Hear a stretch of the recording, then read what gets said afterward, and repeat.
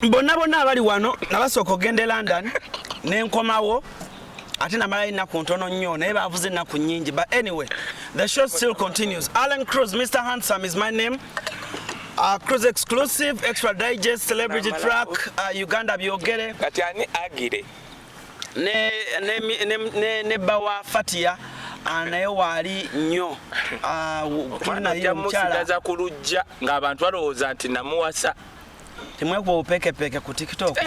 Peke kisinzira pekinga muntu ali handsome ngali pekeable. Tuli ne the other side, the main man, El Haj. Babuzeeko sajja mwena n'abali wano temukimanyi nti omusajja oyo El Haj musajja yagendera ddala Mecca ne Weli Tours and Travel. Twagenda otuukayo nga batugamba tetukyalina bifo byakulanga tulanga wa IBRAH tugamba nti kati nno ffe sawa yakusiramu owaye IBRAH wamabuuza kuba tulaba tutandikirawo. Bismillahirrahmanirrahim. Assalamu alaikum warahmatullahi wabarakatuh. Mbalamusizaako mwenna abali mu kutulaba ku mikutu gino egy'enjawulo era nga mbaanirizaako buli lusisinkana lwetusisinkana mwebale kubanga mulaba wakisi zaffe. Thank you so much. Nze IBRAH Mukasa kulwa extra digest ogoba nsonga. Okay. Kale tujja kudde waka kalamu. Soka nawe tugendenga mna. Awo nini ensonga lwaki mubuuse? Kale mbabuuzizaako nnyo naje musinzire okukwata mutula ku mikutu egy'enjawulo. Ne bakutuma. Buno jano ojja n'ebicupa. Oli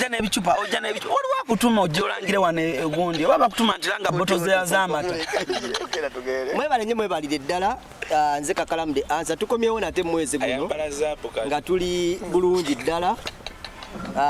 Sina buzibu bonna. Mukama akyatukuumye ne banenkola nabo ndabanga Mukama abasitudde mu ngeri emu oba endala.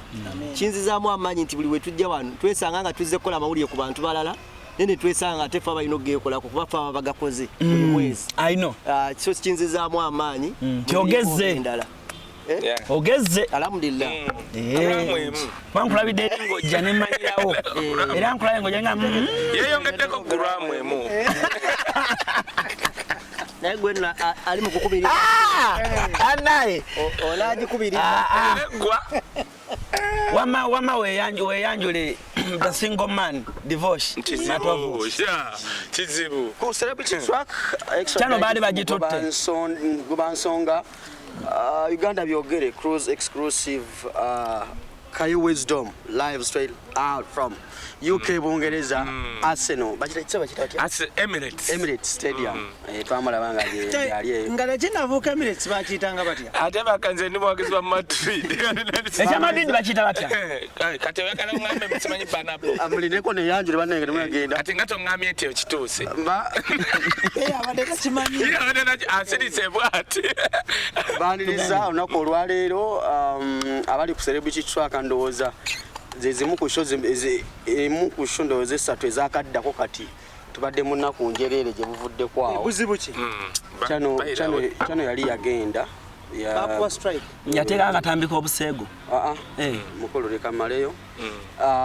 kyano bagihakinga social media handles zange zonna ezisinga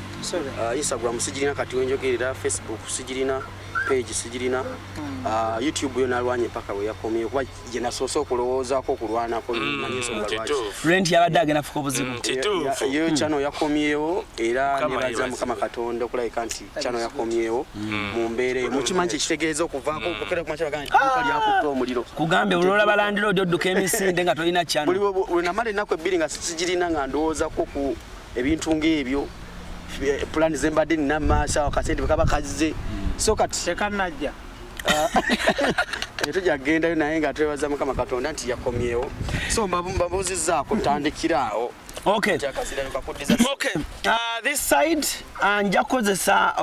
njagala okozesa seconds 3 mukulu Wisdom njagala weefuge amanyako seconds asatu wisdom kane amanya gange nze kai wisdom tano omulale yakula ku matomu tali mazi ne seriraka twave rengo esinga ntingira Buganda tuli bana basabasajja kabaka ne twatukane nge twasikyusamu bano bala ni bagamba nganti waligwa wendigwa fa bana ba Buganda tugamba tumala kwa sabasajja kabaka natetwa nata bipinga nata gambwako nasemba ate ekizibu okugwa ate ngamba ku bana ba Buganda I don't mean only Baganda people nefa abakulidde no who parages the kingdom of Uganda atabasa respect ku culture katata ngamba ku sabasajja gwengo teka oschabazinga omukama bonna okumalayo sabanyala njagala okusooka okwebaza omwami Richmond Promotions akoze ekikulu ennyo okutwala ba YouTubers buli YouTuber golabye London courtesy of Richmond Promotions. Salute Richmond Promotions. Richmond yatwala Farouk, Richmond natwala Alan Cruz, Richmond yateka Kalam, Richmond yatute Wisdom Kaye, era Wisdom Kaye ne Kakalamu njagala obebaza mwe bali nnyo kwefuga nti buli omu yanoonyeza abagaggabe nadde manyi ngera kulamba bagagga bange nagambye Kakalamu weefuze bulungi nnyo nadde manyi kankulabe wajjojo buli okowulira ejjinja ng'okumye wano okweyongerako nti Richmond ne Mary Ngabire batwala Frigo Band ya 23 September Mary Ngabire wali ku Royal Regency abagula tickets kati batandika dadda wamu nanko band akalanga ako tukedditinge mututya gamba nga 23 omwezi gw'omwenda ku Regency Hall Royal Regency Royal Regency East London band featuring Kaye Wisdom on one stage nga bakuleeteddwa promoter Richmond straight away Mary Ngabire Uncle Dan Luuge for the first time nyina 2 hours on the stage ogenda kudayo jena kituli mukulanga wano obadde toyo wavuddeyo nedda nkola sente nkuyagala okuba oluseke nedda siko kati go okuba luseke nze bazinsanza wendi I don't go to so kino tukikola omanyi waliwo abantu abamu mu kulibula abalowooza nti bwe tujjana okwogera tuyisa budde nenze omanyi katwogera ku London ne some of us katutambuddeko ku Europe naye wano bamanyi Bungereza oba London oba tonatuuka London oba ogenzeko mu Europe munange oba tonnaba kyovala munaye twebaza osegedde naye naawo abantu abamu abatujerega why people fall us era Alan abakulu mwenna abali wano twegendereze nnyo abamu ndowooza abaleeta obulimba nti omuntu agamba okola TVA temamu n'editinga nja kujja wano ku Extra Digest CNN yaffe ogenda ku Alan Cruz ogenda Uganda byogere zonna bagita Africa byogere okay Africa byogere nemmanya nti nzijjeyo amazima nga yebagampadde ekyo ekintu Katonda atuwadde opportunity Alan okuyingira mu nnyumba z'abantu ne batwesiga ne information that opportunity so tulemejjikwata nga oba tugambe tutya tulemejjikwata for example era just ekiri ku mulamwa naye katono nnyo nze kati waliwo YouTube yatadde ka audio ka Grace Khan nene abantu ne batakyogerako nti because omuyimbi wakubiranga gwe YouTuber aba akwesize nagamba nti Alan nakulaba ng'olina abasamize ne bba wange ameketa amanya akola nze naye sikyogeranko nasoose kyogera nga ndi ne Saimo nze natwala Grace Khan okuzaala first time when namutwala nze bankubira kirosa oyo crime katera akimanyi nenkola ne bagayi babiri because nalowooza nti obo bankoze mupango nga sinyumyanko na Grace Khan nga simusinkanangako nankula nti omwana agenda kufa nenkubira oyo alina ne girlfriend we ng'ali hayi ne mugaja ntugende tugenda otuuka wali mu ddwaliro Rubaga ekyanneewunyisa first time nga tebannamukwatako manyi amalwaliro ago ogala nti ga ddiini naye wali mu kupeyinga ddiini tekola bagenda mukebera nga alina ne bakita no wensanvu zaagwawo awo jasa ekiraawo tukubira omukulu oyo prince gwe mugamba omugagga yatuweereza omutwalo gw'omukanaana naye YouTuber nede kyengeza kugamba Alan mutuyambe ku ba YouTuber tibwe enkola enso kale nange wadde siri YouTuber ne Alan njagala nnyo nkubiro ngambe kaye kino bwekiti ne bwekiti rongoosaamu era kati abantu basanyufu nnyo kati Alan nange nja kwekuba mu mutima ngambe bayirawo kye boogedde kino kati ogeza singa asindika sente meka nakubira nti oli yaŋŋamba nti bba wange yaani ne tuku oyo Prince Oma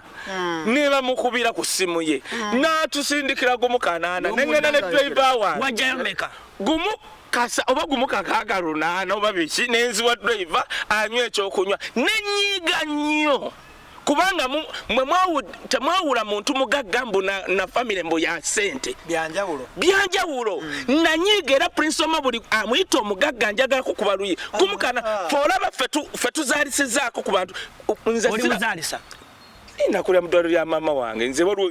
gwawonesa kutakako cupa nze bingi byenkola era ngenda kuddayo kusoma obusawo mwe baneekamba buulire n'ekyannuma nga Grace Kani akubidde YouTube naye ze yali alina omutwalo nedda teyatunnyonnyola nti bannange munkutte off guard kansooka ensindike zino naye munkubireko mu nnaku 2 oba kanzijaawo nze nno nali nsuubira agenda kudduka akole ki yazitubwa ate atulangira yagamba ti we twali awo nenkubira omusajja bamuyita Sam era nakola ensobi nawulidde nga bamwogerako nze kwegamba manyi okwogereza nga Grace Kani muyita mwannyinaze beyagale ne Sam kubanga ngondo mulaba ali singo n'oli singa alina emitawaana gye yafuna broken abeera Manchester mugagga yes me it was me yafuna ki he was heartbroken ne mugamba tulina mwannyinaffe wano ye wayagala nnyo biki byonna mbimunyonnyodde kakati Samu oyo yasasula Samu oyo yibula njaga twebaza abantu awokka yangamba omwana abeera ne munyonya ne munyumba temuli bintu kyemmanyi yawa sister we million nga 5 okugula ebintu nabitya awo so naye nze nzira ku kya YouTube yibula lwakulanga nandi mwogedde naye mujja gamba abantu mukasalimu bitter about kubanga yibula kakande yani yoyo kakande simanyi zura amazima ye yataddeka umaru yataddeka audio ka Grace Kani nga amukubidde kaki kino yibula abantu batwesize nga batwesize Bulaya tuli mu sitting room zaabwe kati ne wane Uganda oba omuntu ajja kukubira Alan Cruz agambe mwana wange kubanga bakulaba oba ne wisdom olekweraga Alan nina ekiganye wano nakulabako ne wisdom bakutte emmotoka yange nkoze ntya ogenda omubbe ojja kuba yeba YouTube abangi osenerinnya itiwa teri ayogera ku Umaru lwaki yataka audio yako nakubidde oyo Grace Kani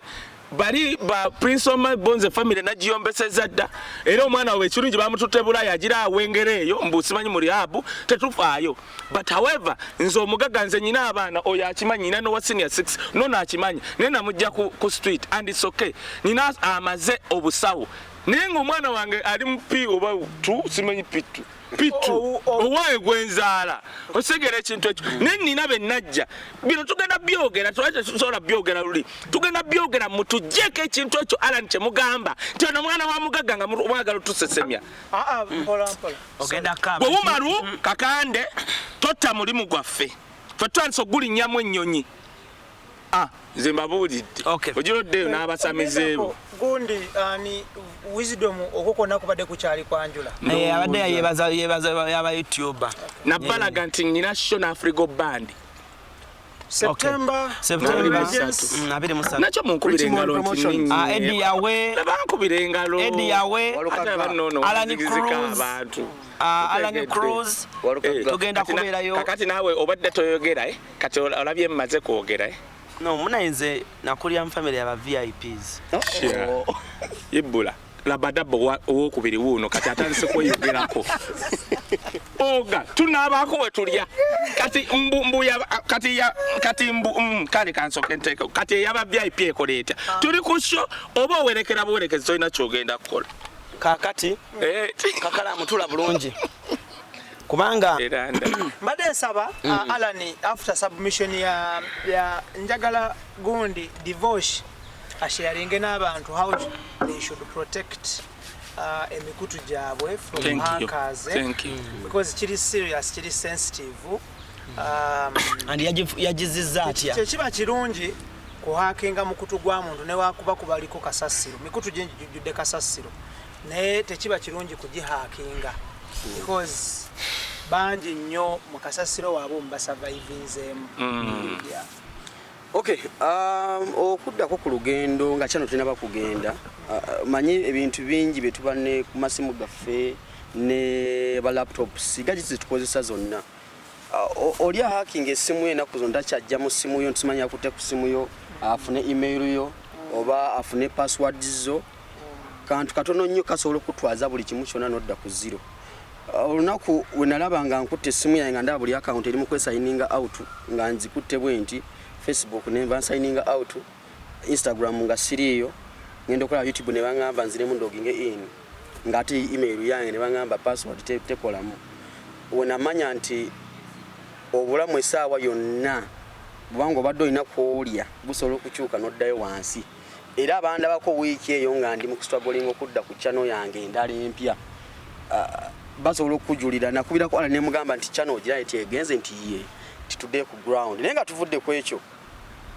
olina omukutu katugambe nga Kaye Wisdom abantu bakufollowinga Uganda byogere IBRAH Mukasa ku Facebook ebintu ebisinga okututeeka mu katebe kano tetutera bifaako olusu downloadinga ze bayita apps zeteeka mu simu app ejja bagambye nti abo kafuna kangu yokola bino nga bw'olaba tulina bu InShot mu simu nti nkola video nagitemera ku simu nti bw'ogi downloadinga bagamba nti okkiriza amateeka n'obukwakulizo ebiri ku app eno kati ffe twakwata kimu tiki kuba amateeka gaba mawanvu bwe kati tetubisoma tomanyi nti app ezimu bazimbiramu virus bagamba ino app econtaininga okamente ina obulango oba ina malware virus ite tubisoma you just skip no installing mu simu. The moment you install tomanya app ebaji olibo bomalo installinga mu simu ayakola app yasoka accessinga wali oteka mu details za phase zonna teka mu email kati njaka kwesa kati njaka upgradinga ngati kali mu bulango kanteke mu email ngule no signinga in bolo ebisali singa to batukako aba boostinga pages obo oli wako gra sente bazitemyeko ku kadi yo ninga wajikosa kuchi ku boosting kati bo downinga app no jiteka ku simu ku laptop nze kuba bangamba bayita mu software gwenena ka downloadinga ku laptop kola production wa graphics na mu installing nga nani mu installing by nga cha installing computer nenda ganti e crashinze laptop nenda ganti ekoze etya e crashinze ninga chake eko Windows ziruddeko ni wali mu installing bino bitubuka amateeka ngamba virus ni bangamba antivirus essensalinze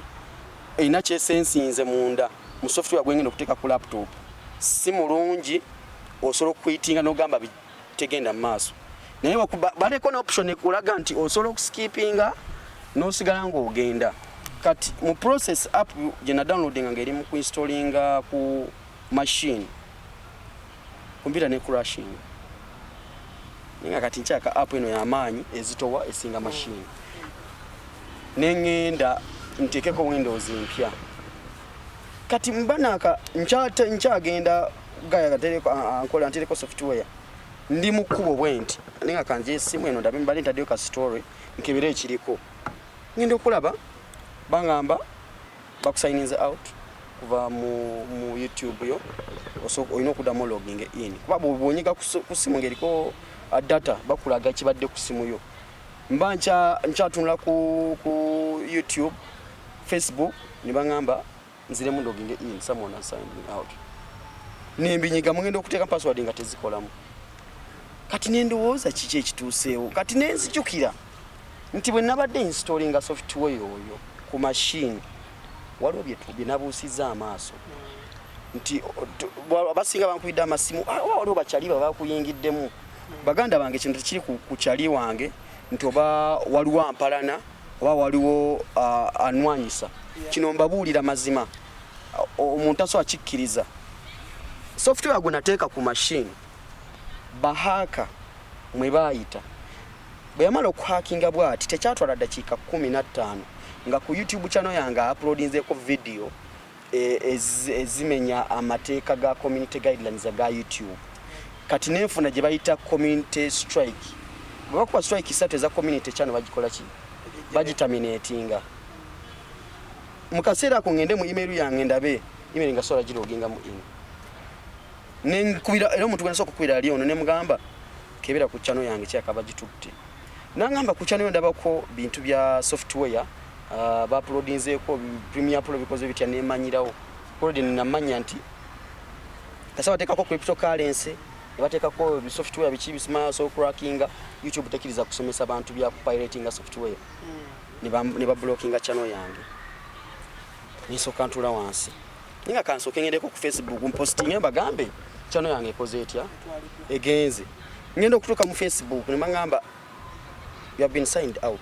logging in nibanzikiriza ne kati nimanga password yolade mufu neso ne esimu jenkosa device bajijukira nti yali logged in bagamba kati so okukyusa password nenkyusa kati okukyusa ngendo kebera nga page teri ya Facebook byona byali byagendera mu dakiika nga ago asatu naye nga kivudde ku bintu bye tubuusa amaaso ne ka software koteeka mu simu muno basobola okuyingira buli kimu IBRAH choina ku simu ne bakuhacking ne batwala buli kimu okwegendereza kuno era kyova nze kuva wenakomyawo channel yange eri mu device age sidanga mu ku downloadinga app yonna ne ku laptop teriko kuba nange mutima nasoka ningamba ekisoko kugira mutwe ani ampalana ani anwana no soko tunula mu social media ani gobadde oyogeddeko bino nonyanga tomulaba no gamba ani aso okunwanyisa kikisoko kugira mutwe naye nga tona kulowooza kwani akuwalana manya devices zino kaye join simu gikozesa otya iPhone join gikozesa otya we download software ziteka mu masimu ozikozeseza otya so omuntu ali eyo ngoyina oba projects zokola ziri ku simu ziri ku device oyina accounts zo runninga biri ku device wegendereze buli app gyoteka ku simu buli app gyolabe eri ku simu muba mu App Store oba mu Google Play Store olaba ngekolera kyoyagala na at the moment wogikwatya n'oginstalling wakatugaye mu simu yo bajja kuyingira mu buli data yenna wali okozesa mu visa card ogenda kola nga sente zivaako ku account so kwegendereza kati process okuzza channel nakubirako ogoyo ndoza in the morning nga channel egenze oga nkoze ntya oga nangamba ngenda ku mchalo naye kansoke nkuba bali agenda mchalo nanga kansoke nkuba nangamba inawe ngenda ko Tanzania ata teyaita agenda Tanzania kandi we abayaga agenda mchalo yangamba inawe agenda ko ne mchalo ko nangamba kankomewo tulabe kati nga nchali mukupakuka ninga ati kati ono naye yandi badambira okumpi kati naye agenze nkoze ntya nga buli wenkwera nangamba ebadde terminated tesobola kudda kati kutandike empya tomala budde tandikirawo ekipya kigenda situka naye omanyi kitegeeza otandika buto natula wansi nengenda ku buli mukutu nga kulagirira kyoyina okugoberera namala ennaku nnya nga seebaka naye nga nsoma channel osoogiza otya nenkwata olunaku olusooka nga seebaka era olunaku lwe yadde enkeera nasiiba neebasa nengenda that day twalinayo show ya Evelyn Namulondo ku La Bonita bwenavaayo nenzirayo ku laptop nentuula bakubuuza ebintu ekivola nti olina okujjukiranga buli okyusa password nomanya nti password gyenasemba okozesa ali bweti n'ogiwandiika email yange bakozesa YouTube nomanya nti naye gye bayita recovery email njirina ninayo account ya backup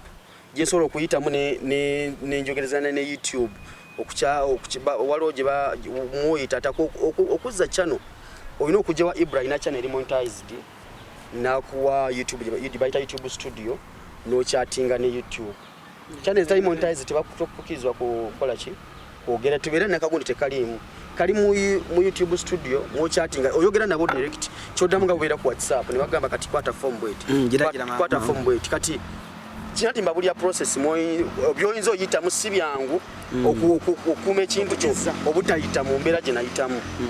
oli ayinza ogamba kyatuuka ku mulala nagamba kanjereko egende naye bw'obanga ye business yo oyinza obuteebaka for 3 days n'ennaku ezigwamu nenkyatinga nabo ne bannyamba era baali helpful nengola process gye bampa nenza ate ku email nenkwata ennaku bbiri nga zakusooka kuzza email ebeere yange email holding a channel kati wali teyali yange bali bagitwala kati okugizza nnaku bbiri kati bwe bagizza nenzira ate process ya kuzza channel okomawo nnaku nga 3 lunaku olwokusatu ndowooza channel nenkola ki nenjizza Oli sure? Oli sure? Kuki? Ando gambye ndowooza nedda. anti ngamba munaku 3 ngamba munaku olwokusatu ekyo ekyandowooza nkikozesezza bwe naye kunaku olwokusatu nenjiza bwali bucya ssaawa nga 10 mwezi okumakya nendaba ku channel yange ekomyewo era kati ogirina era kati njirina just lwakuba nti bwekomawo ng'eva mu termination eyo ejja traffic ali wansi nti eba olugendo baba gisaze traffic olwokuba bagyekebuludde baali bagidiriitinza okugizza obanga wano yakoma obanga atandika obuto atogenda ositula mpola so omuntu yenna mbakubiriza baganda bange ba YouTube bakimanyi ffenna abasinga tuyingidde mu YouTube muno abasinga business gyetulanga business jolanga business nga bwolaba edduuka lyo nti bangamba likwata omuliro naye n'okubaako n'ebyokwekumisa nekuba n'extinguisher bibeere ku mulimu gwange tulina okwekuuma n'omanya nti bwe kintuukako bwe kiti nkola ntya kwalo yaŋŋambye nti kati twandika omulimu gw'okuzza kino ne mugamba kiyinza okuba nga kyayambye nze eyinza obutadda yabadani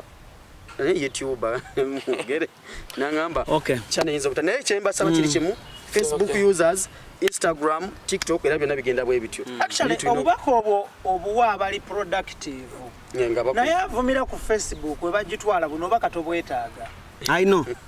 So kati banaye to protecting ebintu byaffe devices ene n'okusharinga kale tetuganye nti noli asokuyita mu simu ene n'okugabana like n'okwata essimu yo n'ogiwa omuntu eri open tomanyi oli kyabagenda kukolera ekitegeera so nabyo tulina okubanga kyenjize nti omuntu alina okuba ne recovery email nga yagiwandiika ewantu waliwo oyogedde ebintu nga 3 baba bakubuuza wali bakubuuza ekisooka recovery email gye wateekamu kati bakitegedde abamu bagyerabira n'oteekamu gye bayita IP address y'essimu yo oba device gy'okozesa uploadinga accessinga email yo ne bakubuuza ba laptop yaliko Windows ki laptop erimu press kati biba bigenze eri munda n'ebisookerwako ebyangu okuza email essimu yo gimanye erinnya kwa solo kwa chattinga ne bakubuuza bali essimu yo ki ebyaddala nga nawe wenyini kozi nina Infinix obachi so kati ebyo ebisookerwako n'ebire ebisigadde bobanga biganye nange kyempisemu so kuyambako ekitonotono kyempisemu asobola okuyamba okay tweyanze nge divorce experience nungi nnyo nti atufunye n'omuntu aso usanga mukama yakikuyisaamu tusobola okubaayo n'omuntu asobola okutuyambako mu bintu ng'ebyo mwami Kakalamu kulikirayo ddala lugendo it was a very big achievement nzijukira Kakalamu nga atandika YouTube channel eno YouTube channel ye ndiyo mukwawo be yasooka okugambako nga atandika YouTube channel era nangamba naye njagala ompeeyo kuba followers baabo bakadama ngabo tebanfollowinga mu ngeri ya lwali ne tusagasaga nangamba wampadde ba followers 2 ate bwe natuuse waka nga kuliko 8 wabagambye bajjeko bamale baveeko ng'ovudde waawo but is my good friend ndi mukulu we muganda we byonna sajja wange musajja wange wamakakalamu kulikirayo ddala olugendo waluŋŋamba naye nze sinzomanyi soogera nnyo bibataŋŋambye naye olugendo waluŋŋamba yansanyukirako Kakalamu ono nga ŋŋenda era ndani eyo era yamperekera paka ku kisaawe ekiro twalina ekyozeni beki nanga muganda wange ogenze naye nange nzija anytime so big up to you Richmond nze manya Richmond oyo mumanyira ku IBRAH to celebrate olunaku birthday yaffe yemu ne IBRAH so olumu twakola live ku bagiyita restaurant bagiyita Jikoni so IBRAH nangamba nasoma amanya ga promoter ne mga IBRAH njagala kumanya ku Richmond oyo yafaanana atya Richmond oyo nga sikifaananyi kye nga sirabanko anywhere naye is a free soul so IBRAH introduced me to Richmond then omukyala bamuyita Mami Latifa abeereyo UK introduced me more to Richmond and era Kalambo yaŋŋamba nti Richmond yali namugamba Richmond bw'asuubiza atuukiriza waliwo yatuuza ku katebe bannamawulire nga 8 yatuleka ku katebe naye Richmond weebale nnyo for believing the waliwo yakola ki yatutuuza ku katebe mwe baani bannamawulire baali 8 nga ye yaani IBRAH tagenda yeyo tagenda yeyo no mwana mutojja entalo zaffe abakuze IBRAH Richmond ono zaffe abakuze newunya oyo gaye Richmond asobola okukubira ku maca essimu wasuze bulungi n'agiddamu okusaba mukaaga nga totambuddemu buli kimu kiryokke olw'eggulu ng'oli London nno eyo kiri kitya mwatuuse gye mugenda. Let me tell you, he takes you like you what you are. You a celeb, you're what. That's true. So mbadde mbasaba n'abalala gwalabyeko ye mwana kubanga era twali tutambula ne muganda ngono nga ngamba mpelekeraako wano batugenda wano, but there is that guy asobola okula era alinga ngono guy gundi I studio South Africa nti twali na Afrigo band nenga buli dakiika wabatazasooka n'akubawa amasimu nga n'ababuuzaako buuza. Yes, we mubikola kubanga banne tukkirize tugaane abakulu bano be mulaba baserebu pozinga mwinayo abalamu bwe mumanyi. There is, because we're in this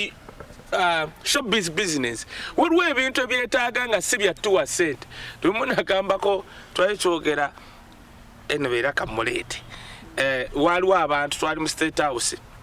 kati Museveni najja ageze ekintu ne mugamba nti you are making a mistake. Abayimbi bano balaba boogeza ku bala DC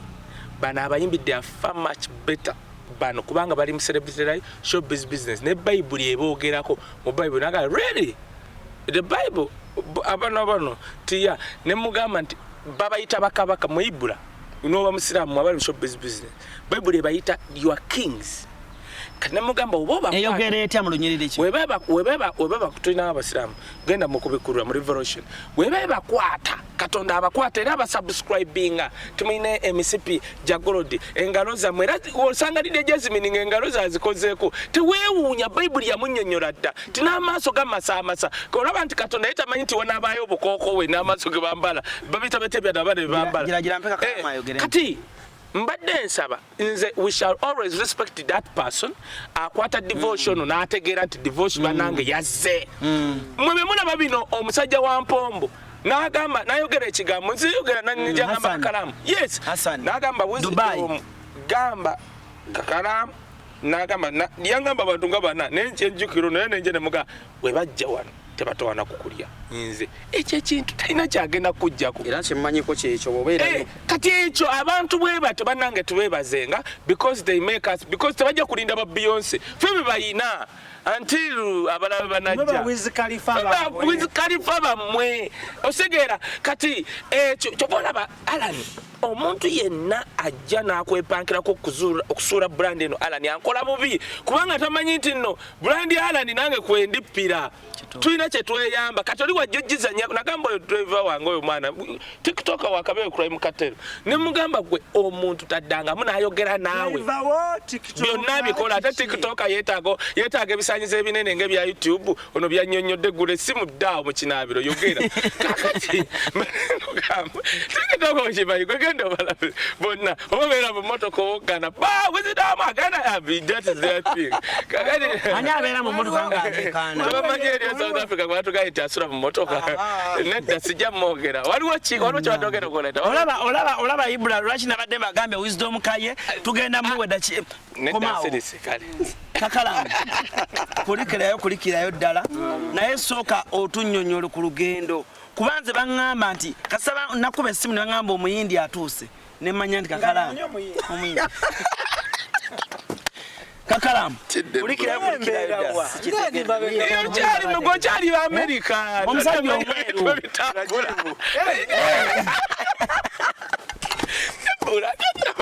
tannamanya we tuli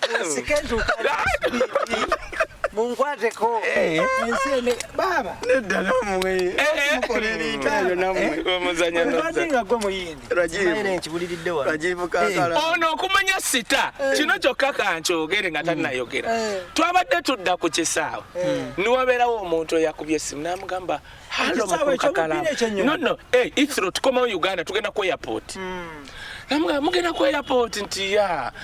bambi kakati mugenda kumalawo saameka ennyonyi ya saameka tukyaliwo tutuuka wali tugenda kulwawo nyunaga really gwe kakalamu otuulawo ng'olinda ennyonyi ngenda gira no sokoleka wisdom lindako namuteeka kodi nanyiga namuga kubuukingidde wooteri awo kulina Heathrow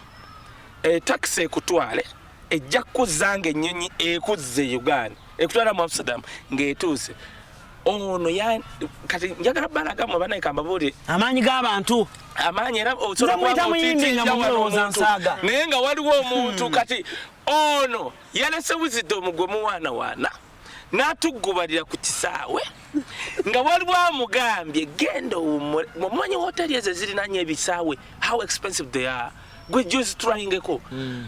ne ennyonyi nga buzaayo 1 hour mbonajje bw'ati ate oba bamuceekingidde ku ssimu checking oli yakikoledde ku ssimu ono n'agenda nankula ekifaananyi ng'atuuse yeebase takisi emulinde n'embeera bwe nti neŋŋamba bannange laba amaanyi ga YouTube otegedde nti saagala gizanyirako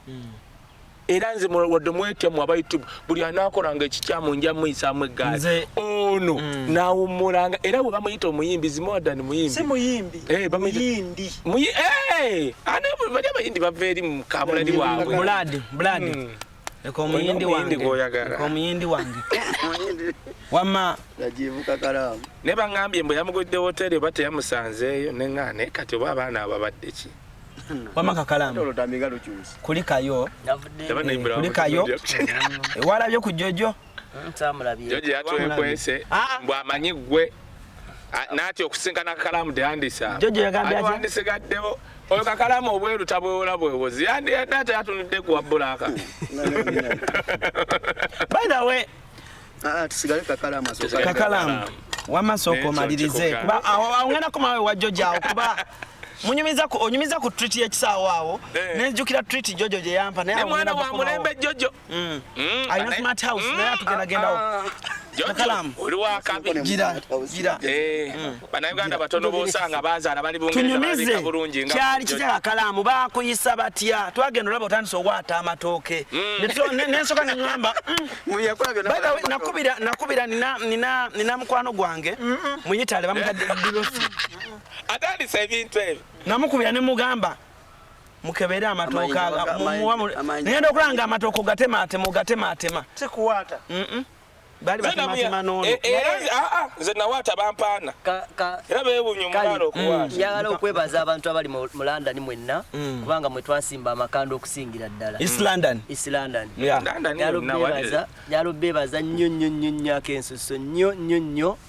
nze ayogera nammwe siinayo taata wange addi mama wange addi oluganda e London naye ensi yantwitinga nga ayinayo abooluganda era we nabatuukamu ne batufaako bwe twali tuva wano eno Richmond yaŋŋamba nze saagala nnyo kugenda sula mu mayumba g'abantu yala nnyo obeere mu hoteri akwagala akusanga awo akutwale akukumyewo ne bwe natuuka nasanga kali yafunye ddamba yawunyedde dda ng'afunye amaka already agali ageesudde yeetegadda so naŋŋamba lwaki ogenda mu hoteri okubeera ng'ogenda ofune obeera nga tolina nagwonyumya naye tugende tusule eri musajja mwami Enoke Embogo yatuwadde amaka tugende twebasa summer house so agipangisa bupangisa abantu mba nkulimba nti wali Richmond nasulayo kadi nekimu enava ku airport nagendako wali Richmond naye netutamukaluubiriza za wooteri netugenda twebaka mukulu natukwata njagala binyumya byonna nga mukutte bwenti mu summer house omugaga Enoke endala agamatoke golaba gonna byali bivaawo naye ebimu wetwatuukanga nga wetugende wa Richmond nga abantu bakisangawo ku saloon tyamugende na bino netubitwala netubikozesa either waka ekitegedde naye wakubadde nga naye alinamu ebintu bye mu nnyumba naye naffe twatuukanga time nga buli wetugenda tusanga bapakinze dda byakunywa byakulya nga babitadde awo mukulu muwonge yafumbye dda mukulu muwonge bana so twafuna akaseera akazibu nzija era akaseera akazibu ke twafuna ke kasimu ezaafubutukanga mu buli site bakugamba nti gezi osale odde Kampala essimu twazifuna nakukubira mmeka essimu zaavuga okuva Kampala lwaki okomawo nakukubira mmeka wakubira essimu zaali 3 eyasooka okomawo wangamba oli bulungi waze je ndi bulungi kale chemande jagalo uwulira eyokubiri wankubira ngo line aji kamoga owa kamoga property kosa nagwe yasoko okwogera na isibo era sebo wanteekayo nali simanti n'okunda bandaba kubuuza konyo aji aji nangamba oli bulungi ye so nangamba nti nakwata sente zange milioni nga mmeka ne ngende America ngenze kulambulako njogere byonna munana kasete ako kanuma takalambula ne malanga ngeze kulambula bulambuzi nekola ki nenziri Kampala kale yayita mu ngero saategera ki yali ategeeza omufunze alinga ngamba nti naye nga wazitaddemu ziizo okulumanga wandi badde osigalirayo ddala lumuno najjako essimu najjamu nakubira abatugenda ku kisaawe kyasero nangamba nina omwami wano ali South Africa akwagala nnyo bannange yakutegeera naye njagala twogereko ebisingako awo ng'okyali eyo amasimu gaali mangi abagivaako eyo kati byonna benna teyajja direct nti sigalayo naye yayogeranga ebintu nga bikutunuzanga mu maaso nga kituufu kyakulagawo wodda saidi nga lwaki Kakalamu namutunuza mu bintu ebyo because mwagala era omwagaliza Kakalamu gw'omu ku ba YouTuber era gw'okugenda e London gw'ensonga lwaki nakola ekiwandiiko namutaayika kyewateeka ku Facebook nga ndaga how progressive YouTubers are nti ffe abali mu kwogera wano bemulaba mu kamera YouTube yetulinyisiza ennyo so CTV kanywenamu however ekiwandiika abamu tebakitegeera batandika ng'ogamba guninga tomutaddeeko kiri mu luzungu lwaki kayita omutaddeemu nali siri mu kuwaana mikwano gyange nali njogera ku ba travelings olwa YouTube okusukka Dubai naye abawagizi b'abantu abamu baafuna obudde ne beenyiga mu comment section ne batandika okuba nga bawanda obusagwa ekirungi wateeka mu luzungu watuyambeera so Kakalamu namutunuzaamu mu maaso ne mugamba olaba otya kiri kitya ogatta n'otoolako kiggwa kitya si mu bubi nali sikusindiikiriza nti neejage mu kisaawe ng'omulala bw'ayinza okuloza bati just natunulamu osobola kuteekamu miliyoni 8 emirundi emeka bwe ziva ziddawo mmeka okitegeera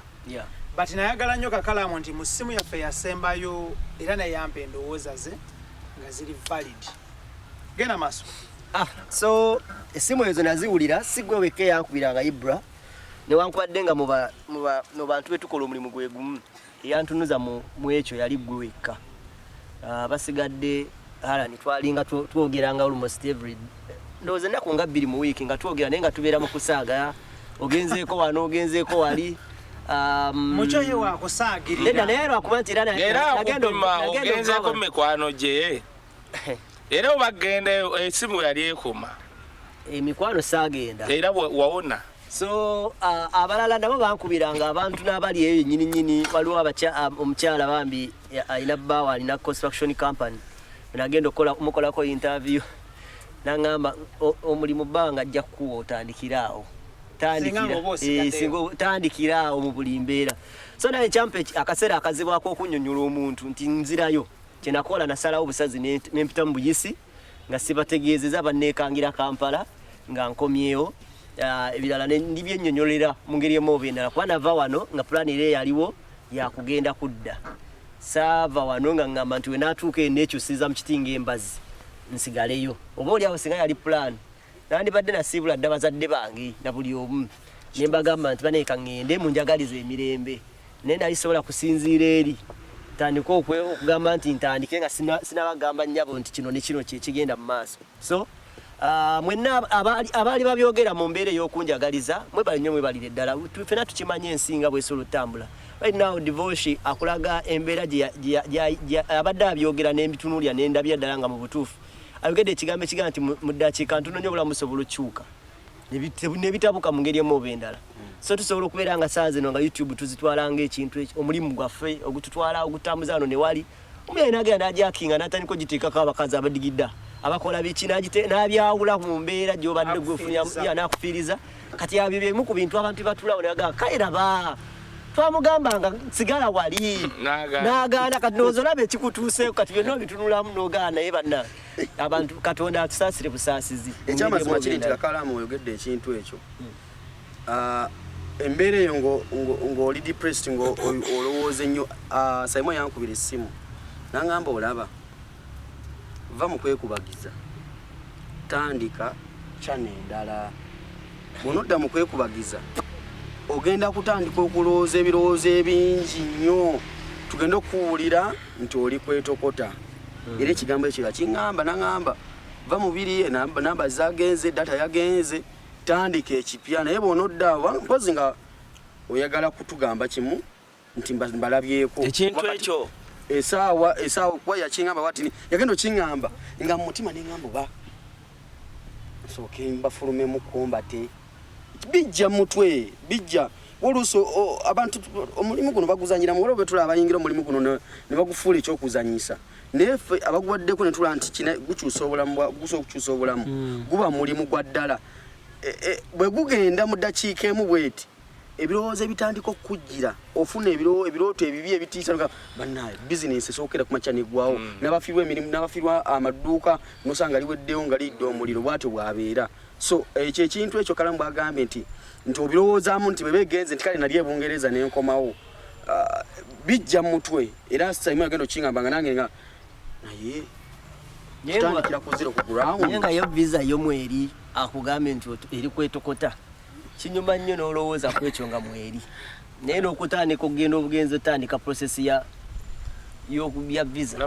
awo nawe tabunda okubuuza visa mweri ati yekintu ekisookerwako tebikyali biri omanyi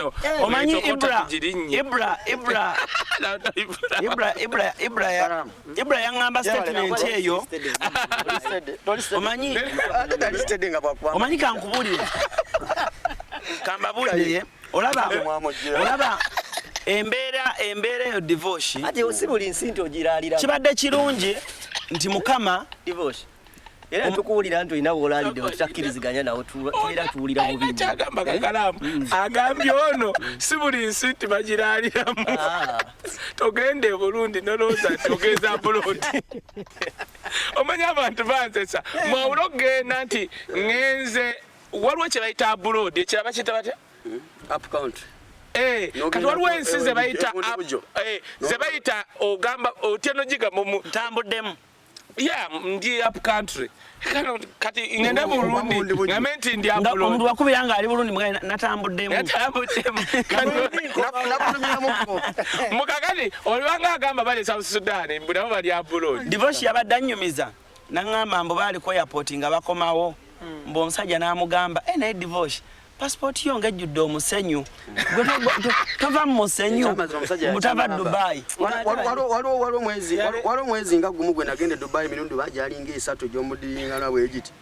kati mba nkomawo ndowooza gwako 3 awo ensanga kyaliwo nga bamuyita Robert ali akuimates ku kisaawe Dubai blood passport ngegenda kujjulamu omusenyu ndungu nga ligenda kujjulamu passport ne omanyi kya byategeeza ndowooza mukitegedde abakitegedde akanziremu ne kano ku ekyo ono ye yandaga obulungi ani Derek and Muna mbubuka kubanga kati omanyi kati fe abantu abamu bino betwogera ku TV radio bitya you do research you sit there gujjako kati Crime Katero nga gambye waliwo ayogedde kino bitya then you fall the guy is so calm era njagala omwebaza Derek Nsubuga musajja mulungi nnyo omanyi mwana okusinzira yangamba nendaba ne bibaali bakola ku TikTok waliwo abaana bosanga na ba TikToker nga ayagala kutambulira mubire ne mutunira ne mwewuunya kati naye yakola statement mu video ono yayambuuza ku Bungereza n'agamba ono nga nze mbakwata namuga Kakalamu ngenda kugamba soko komaawo soko kukwate wano webale kukwata videographer amina ekintu ekyo nze kyansumbwa nnyo London okufuna omuntu ankwata ate okufuna abantu jukira abantu bakola mu shifts so okufuna omuntu akubeererawo nawe mwennyini ne weefiriza okutambuza ebyo ogenda mu mikwano gyo n'okwata kalamu era namugamba kalamu ojja jangu ne laptop ebisigadde bindekere nali cameraman eyo vaayo katenda wali yagamba biri bye twalimu e Dubai twerimba nedda video weeri teyavoola kamaleyo yasapoti kwanga osiba America goloza toyagala kugira leka twogere ebintu bino omwana alwana okuyingira Australia sebo obadde otya kakati Derek n'agamba nze nali simanyi Derek ono yamunnyonnyola ng'agamba mukubira kukola ki nayogera ekintu yes he has a very wonderful following n'agamba kakalamu kankubuulira ebyaddala tusobola okubanga mu nsi zino tuli mu ggulu naye nga tetumanyi bwati wayogera kati nali kamera nga nvuuko ono kikyategeeza agenda okumaliriza okunnyonnyola ono bw'obeera mwezi ensi America Canada Australia kale ne Europe Western Europe Bungereza Netherlands bitya waliwo ebintu mbutufu byewewunya nti ozadde oli wali mbu gavumenti ekulabire ng'ate gwazadde otegedde ekintu ekyo n'agamba nti Derek n'agamba sikirabangako mbu sirina mulimu ti gavumenti ensasula buli wiiki ate nenfuna n'ennyumba kwegamba Derek yannyonnyola ziri ensi zikuleetera okwagala ensi eyo wano Uganda olaba nze nagenda juze Kiruddu nga lwe batomedde wallahi siridda Kiruddu era bwemba nyina gwempa muga fulumu abwerodde ngenda okuva Kiruddu nga ndwadde ekifuba era wano ngende ndina kuddagala bino byomulaba nkolola ekyamaanyi ku kivundu kye nafuna munda niye kakati mwekamba buulire omuntu twali ewaffe eri embalala omubuka najja ati ku Derek kwe tuliko nkugamba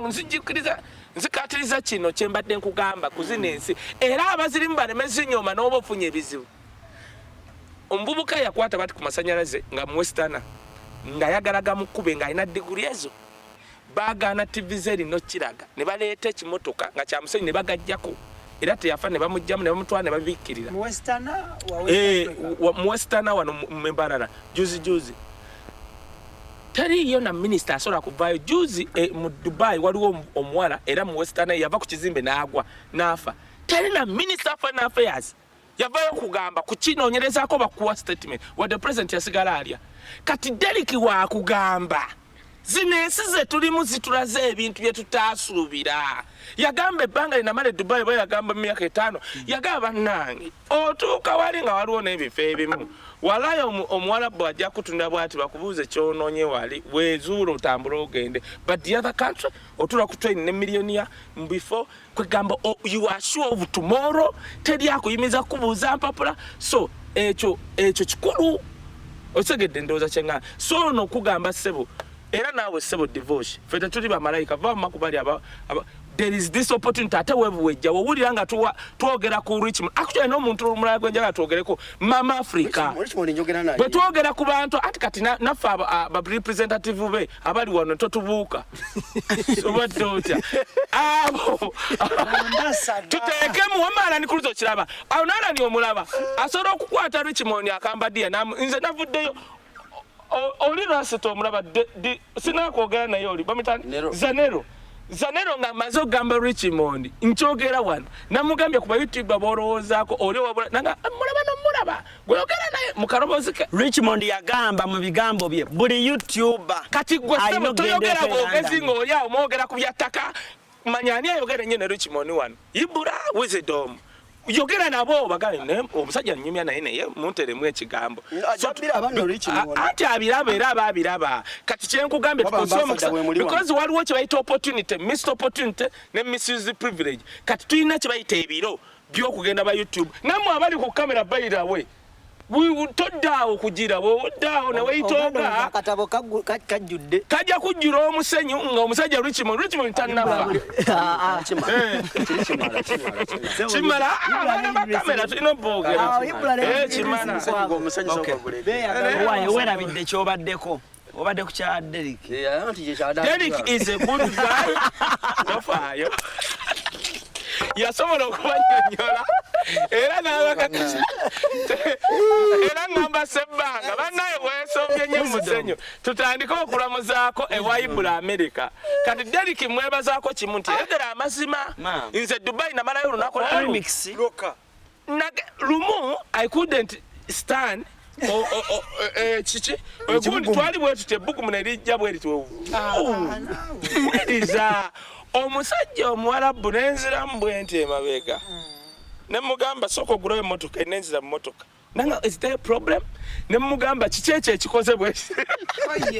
nangamba oh sorry my friend singa atozze mu mwezi oba yangamba gwakumeka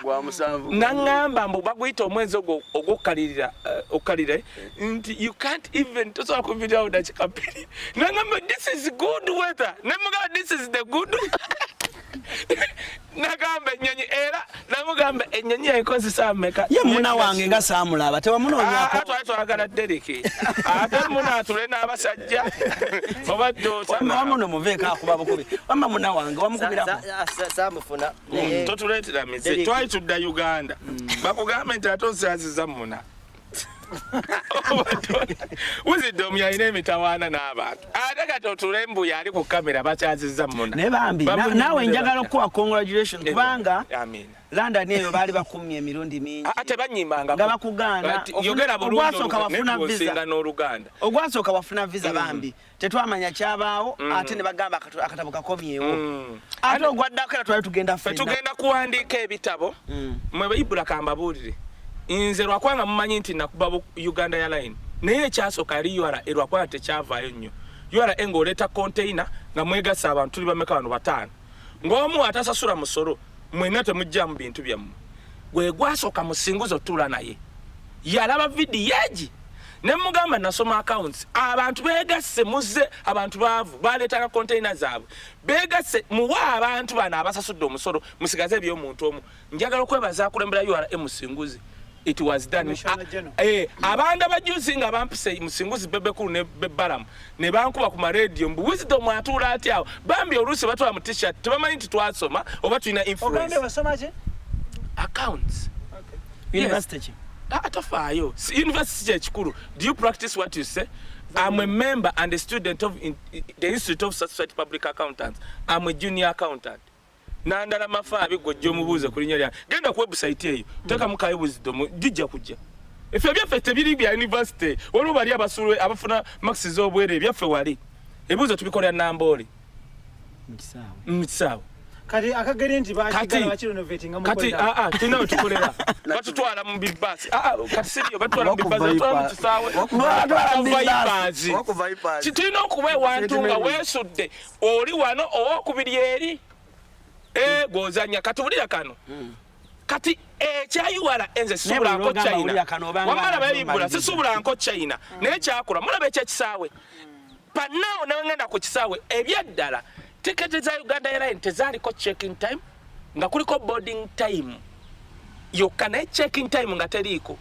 kati nga teri tiketi yali ebaddewo nga terina checking time neebaza Jeno Katumba Wamala kubanga yategera yankubira ndi ne Faruku ne munnyonnyola ne muganze natandika okutambula nga ntambula ku passport ya mama wange this is where you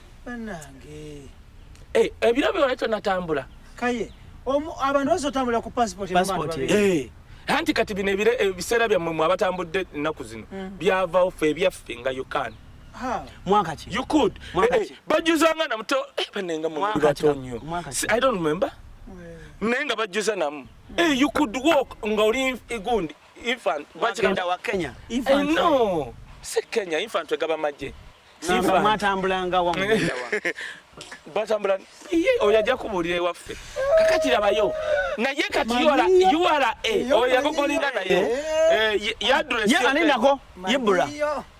ekyo kyabo byayogedde ekyo baba tompita wondaba mu struggle si buli yajja mu struggle nti munaku nsolo jiddamu lwakwanga babasumbuwa wajivamu anida nsolo jiddamu kigamba ate famire address root yeah Port View manyiwo wennyini we are the only black family eri awo yes oyamanyi tabanako okwagira Bob Wine mwe mugenda ne mulowooza nti buli munaku yawagira Bob Wine no ne bano baali banaku madde nkugamba kakati ffe tuze nti wabeerawo change we don't just talk nze ebyaddala omugenzi Kasuku yakimanyi bakwata isima ne bamuwa sente ankube Kasuku nayo yes kubya Uganda Airline Kasuku nayo gana omusajja Uganda Airline nti wisdom nayo munagula ba YouTuber 10 ajja kwogera people will follow mwogene wisdom omusajja yankuwe ne mugamba saga akogana isijja kogana ititu kujeno katumba amala ne balongoosa Uganda mu abazirinyamu kakati kubanga buli kyali nti nabagamba nja kumala kwerowooza buli kyali bampa ticket nyane mbagamba zintwala wa mu Dubai nanga muri balalu nze saakubye bintu byammwe kumpa ticket moreover Dubai mu mulongoose buli kyali nti nga otuuka ku Uganda Airline basoro kugamba nti otuuse net check-in time yawedde kumbe ku ticket teriko kati atisi bagiwandikako kata soft wisdom URH nkugambye siri musuubuzi ndowooza abatugamba nti tujja wano kwogera boogezi they am just mistaken yeah chini badde ensonga yange you're right kati wenkugamba nti Derek agamba alabika ali muggulu mutuufu dirisi dungu diriba bakusasulira n'ennyumba okay awo nga tuvuddewo njagenda ku IBRAH week eno I was so happy nti wakoze post je wakoze yaba YouTuber kuba wali oji highlightinze naye okwogera nyingira buyingize post eyo yategezezza ebintu zete bampa kama wana nyingira wakakalamu era musajja ayokedde nnyo kangende waibula banaye musenyi wabanda banjogera boogezi nnyo ese mutata ngobere yako ati mbanjagala n'ofuna obudde n'owummulamu bagwe tukulinanga standby generator zaffe wezigiralira ziti gwe bakuteekako obuteesi ng'oyaka IBRAH oyina post gye wakola week eno last week about the YouTubers and nayagala engeri gye wa outlining ba YouTubers nze kurange njagamba you chose out the best you chose out abo bolaba abali influential obanga nawandika kubatambudde kata abatannatambula batulindeko salonda because waliwo bangi besitawandikako nga bali influential nena wandika nali ntunuulira okutambula nti bangi kuffe tutambudde kati tosobola kuteekamu kulayi mu kateera awo babuuza atambudde wa so bwewawandika post eyo wagiwandika era actually njagala okugamba kino cause it's the first time ngenda okyogerera wano olunaku lwe wata post eyo lwe lunaku lwe nakola my final decision eya obutajoininga kanjira nywamu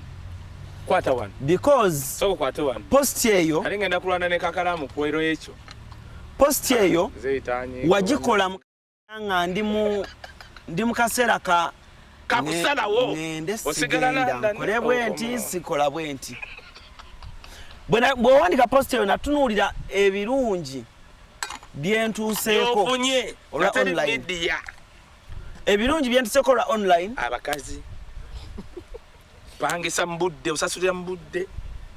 otambula ebitogi biri waggulu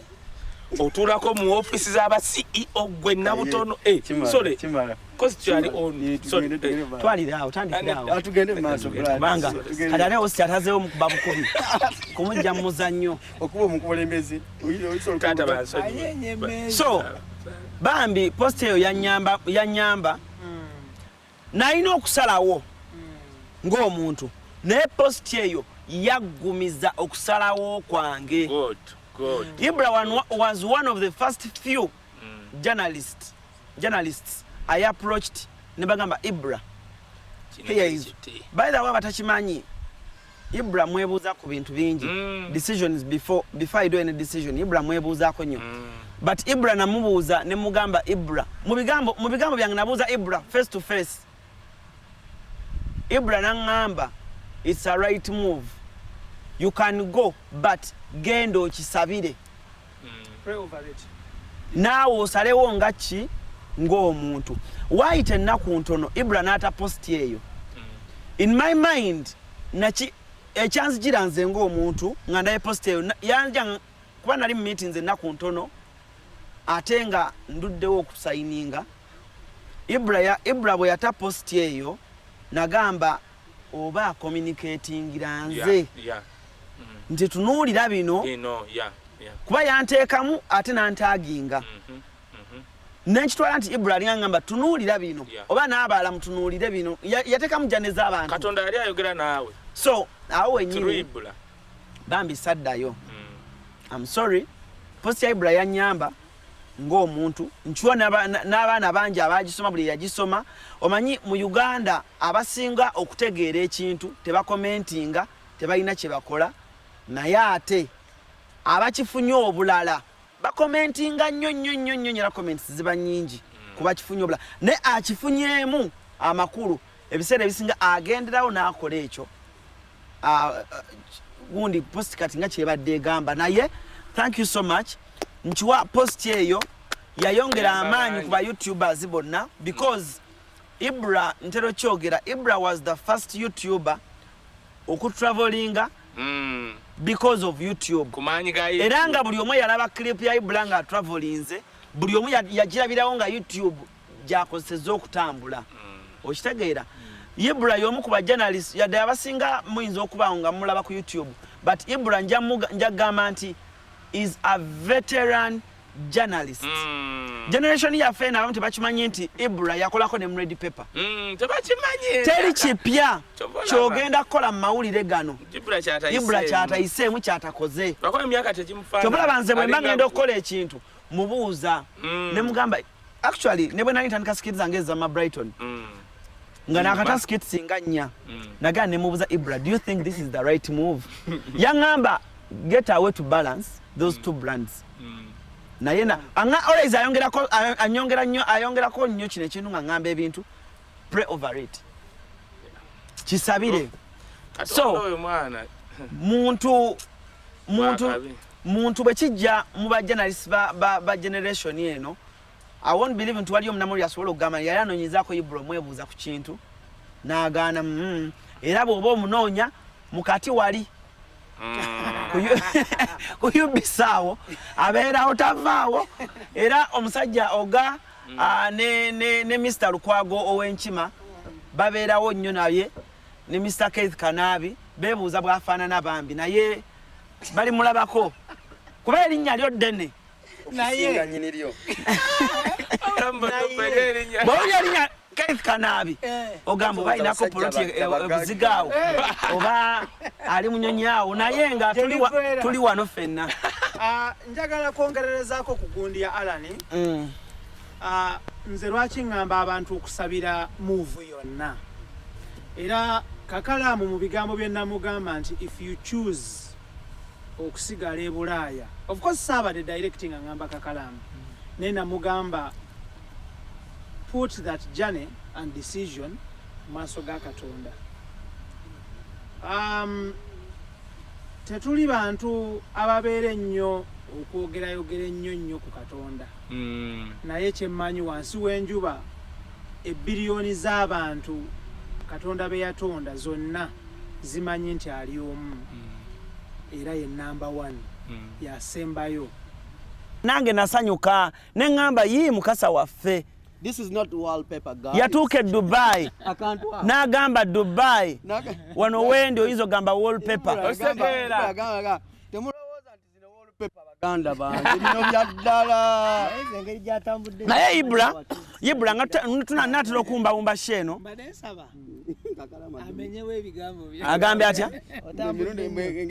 Nnyo. Takyamanyi na mirundi IBRAH sayo ne obosubira okugamba nti cannot be reached. Evako buvita. Ta. Kala muyambuuza olusembyeyo. Ng'oli mu America. Nafulumyemu just. Yabadaawo. Twaganye zinenda teziba. So nambuuza oliwa. Ne mugamba. Nafulumyemu. Omusajja. Andika yatugambye ogambe. We nabadde. Ogamba banundi nagenze. Omusajja oyo atambula. Njagala Gwogera sembera ddala wali nga tumaliriza. Abamu tukyalemeddwa okutwala bakamera person otambulako nabo. Naye nze natwala. Nalemedwa but I think it is time. It is timing. Wanga kalamu. Omusajja wange Kim Sido bambi yatambula. Ngambye abamu olunaku uno wensembi ogende Dubai mu ddungu lyange nali ntwala kamera person wange Helen yes mwali mugenda sulawa kintu kimu ulira yangamba ekintu kimu nangamba lwaki tontu apuliriza ulirako nangamba ekintu kimu nangamba bali bagenda sulawa yangamba namugamba lumu uliriza gwe nawe kaye naye ono eno show tebabuuka buka bibuuzo divorce nza host divorce bwene Helen menta Helen menta ono mukwate ko mwali mugenda sulawa kubanga yakuleme Uganda chali bweshi atogamba yenda mukama yampa nga mubukenze hotel uliriza ate oli atali nyanga nnyonyi olowooza yo bikunyumiza lala ogolo ogwasembenga sinagenda guno ogusembe yangamba naye blood nze tosobola kunyinga kwawaawo nange nengendera ku ngaye yangambye nga tofaayo nabanfunye katiketi akaddayo ngenda kuteekako naye nkakasa nti olina ki passport nanga nja gigobako atogaddako nenfuna tiketi ngamba ngenda kutwala nangamba okakasa nti ye passport kikole ki yali alowooza nsaaga nsindikire agenda okukola ki visa details nangamba kati kambisindike enkya mbadde nvudde wewaka n'olwenkya nendokola kite lwali lwala nerulinga mpa ebintu byo nangamba oli serious nangamba wangamba oyagala gendako wa kulinnya nnyonyi bayitayo kulinnya oyo si tigamba nti nze namulemesa yalemererwa ate byonna wali obikoze woteri ewokusula ewokulya byonna wali obikoze wamma tugende maaso nze kasa nakola ki wamma wakola kyolina okola era tukuvudde wisdom n'ekirala wali eri sokoddewoko anti kati tugende maaso nedda nze kyembadde okolera abantu obo kankolera abantu waliwo omuntu era gwolaba nti wentwala Helen ono osega kubanga omanyi abaana baba ne Kampala bayimirira bwe bati ku ttaka ne baganira ku ttaka naye nga mwana watuuka eri ng'ali mu nnyonyi bwadika esika kuba wali n'atuuka mu ddungu agamba ataba mukama yampa okumunako kuba ejjinja okumasaka aga divorce tunaabiranga tuzze Kampala yatumaliriza ate ekyo kyakwamakyaita okulinyisa ennyonyi olabye IBRAH tetukoledde industry ogikoledde webali nnyo bayiri ddala naye kanneebaliza ddala bwe nti kanneebaza dakikemu yokka neebaza twagaye nze enjira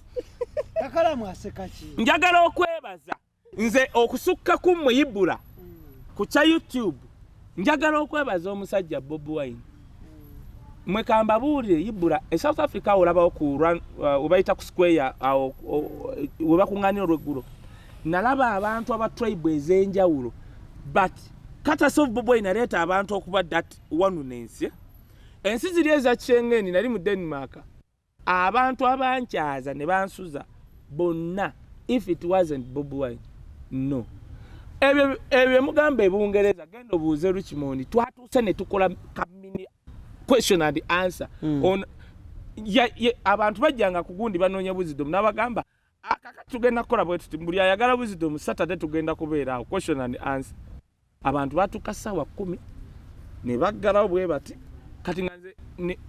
actually I did the show on yagirimu nanjogera for 3 hours nga simanyi nti abalaba abasibiddemu bali wali ku Bala Bronze Royal balinze mbu bano abajjudde baveemu n'abomba kuba show yaabwe nga sikimanyi bano bamala neyo no kakalamu bamuvuze bamututte abalala ne bajja ku pound meka saagala ogire nnyo promoter wange lwaki omuyingiriza omubalirire anti akitegeeza teyasasula bulungi no Richmond omanyi kati ffe we are contented when it comes to wasasula bulungi ani ugwe nasasula anti nga bayingira ku pound meka neze bayingira ze baatuwa kakalamu zisukka neze bayingirira awo twali omanyi sho neggwanga buli omu tomukakakuwa because ne batumye ennyama kakalamu notandete tofaayo olulala gwe tuleetera mmeka ddeno naawe totugamba wagenda wagula bubuzi oluvannyuma saakulaba kati yabula weeks nze njagala kwebaza Alan sigenda kubanga muyimbi wammwe gwe mutaawogeddeko mbadde manyi mugenda mwogerako wamma kammale alien skin ete mwogeddeko simanyi lwaki ife abamu nga kaye wisdom abantu tebatukyaza kubanga batwagala nnyo but that katas erinnya eryo lye bayita Bob Wine inze era nze sikeeranga enkya va ku biri bye tunatambulanga before katuli ku bino bye tutambula buli wondaba bwoti bagamba unofficial spokesperson wa Bobi Wine atuuse ani agenda omusuza n'oyo gwolaba Enoka omusajja yatunoonyeza tiketi kulaba Emirates simanya bita Arsenal everything kale sigamye nti goli munabyafuzi tweyanze twagala kwebaza Bobi Wine webaze wemba nebaza omukulembeze kati sebo Bobi Wine webale nnyo for that katase kaye waliwo happy birthday to you eredoze bayinza gospel birthday to you. happy birthday dear devotion happy birthday to you nyimba bulungi nyimba bulungi sure era bagende ku YouTube alabe ku nyimba zo ze wali ate maze myaka nga musambu si poza akayimba ku bakaita batya bwenzi jukira nyimba